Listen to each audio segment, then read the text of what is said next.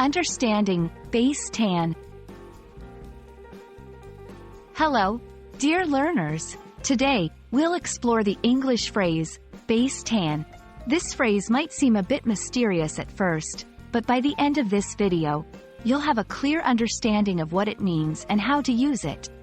Let's dive in. Base tan refers to a light tan acquired before going for more sun exposure, especially before a vacation or a long sunbathing session. The idea behind getting a base tan is to prepare the skin for further sun exposure in hopes of avoiding sunburn. Some people believe that having a base tan can reduce the risk of getting sunburnt during prolonged sun exposure. However, it's important to note that having a base tan doesn't offer sufficient protection against harmful UV rays. To help you better understand, here are some examples of how base tan can be used in a sentence. 1. Before our beach vacation, I'm thinking of getting a base tan to prepare my skin.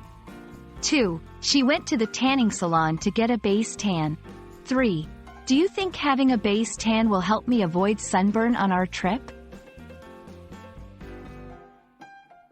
While the idea of a base tan sounds appealing, it's essential to understand that any tan indicates skin damage. According to dermatologists, a tan is a response to DNA damage caused by ultraviolet, UV, light exposure. Therefore, seeking a base tan as a protective measure isn't recommended. It's always best to use sunscreen, wear protective clothing, and limit direct sun exposure to protect your skin. So there you have it. The term base tan refers to an initial tan acquired in preparation for further sun exposure.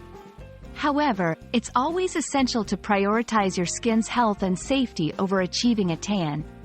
We hope this video has given you clarity on the phrase. Stay safe, and keep learning.